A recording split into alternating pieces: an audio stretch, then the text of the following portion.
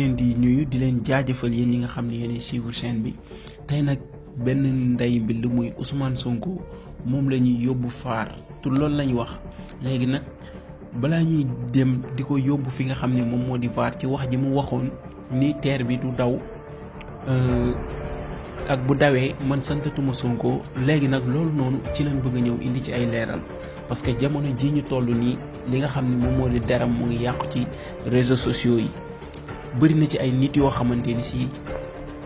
yàq moo leen tax a jug ñu ngi taxaw di wax que ni Ousmane Sonko dafa am lu mu waxoon te instant bi immigré nañ teer bi ba teer bi mu ngi daw léegi nag ñu dem suivre vidéo bu noonu dikkaat. Et tous les contrats que j'ai muy contrat wu soo jëlee les montants initiaux les avenants transferme les avenants transconditionnels teer bi dépassé na les 1000 milliards. lii la wax. Deuxième élément bi muy les délais de livraison du TER. lii la wax. bi ngeen koy lancé en 2016 da ngeen jox rendez-vous sénégalais yi au mois de janvier 2019. waaw kay. janvier 2019 bi ngeen ñëwee da ngeen inauguré TER laa ne bu Macky Sall duggee ci TER bi dem Diamniadio bu dellu see santatuma Sonko. nii la ko waxee. bi ngeen ñëwee da ngeen inauguré TER laa ne bu Macky Sall duggee ci TER bi dem Diamniadio bu dellu see santatuma Sonko. nii la ko waxee. ne leen TER bi du daw fii ak mois de juin. noonu la ko waxee. ngeen joxaat rendez-vous mois de juin. waaw. ne li ko waral mooy da ngeen def test 6 mois. waaw. juin boobu ngeen joxewaat novembre. lii la wax. novembre passé na jusqu'à présent pas de TER. loolu wane na ni nii la ko waxee. gouvernance boo xam ne dañ koy lal te di joxe de mauvaises informations au peuple. loolu bàyyi information yi. léegi nag leer na naññ ci seeni nopp sama gars yi juste que ni ñun Sénégal lañ nekk mais gis nga nit bala ngay wax ci moom parce que am na ci nit yoo xamante ni yàq moo leen tax a jug te dañoo nekk benn Sénégal boo xamante ni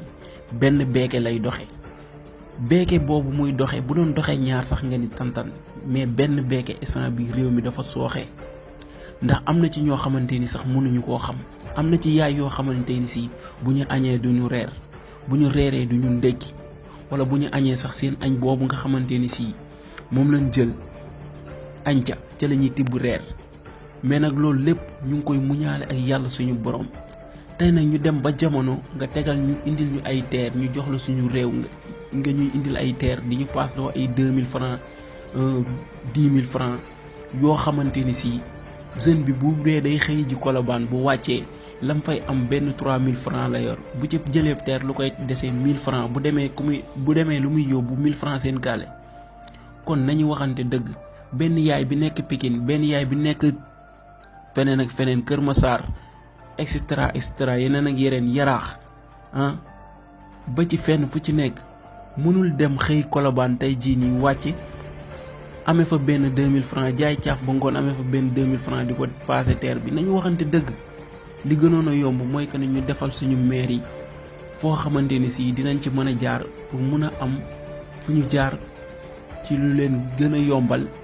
ci ay oto wala ci ay tali ci lu leen gën a mën a yombal dem bi ak dikk bi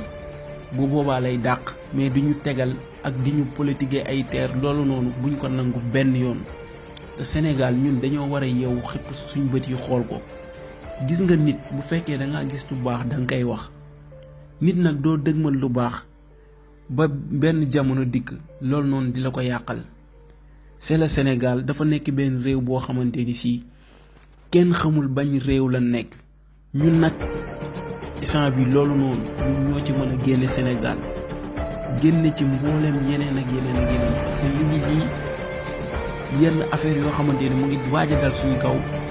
mu nekk loo xamante ni si ay voté de wàllu góor jigéen yeneen ak yeneen loolu noonu ñu war koo lijjantiwuñ ko lu que ni toujours que ni di topp ci ay deru nit ki di ko yàq gis nga nit ki bala nga koy yàq danga koy xam ba pare te doomu aadama nag boo ko xamul da ngay tey si moom di leen jaajëfal sama gars yi di wax ni vidéo bi fii leen ko yemalee ba prochaine vidéo wasalaam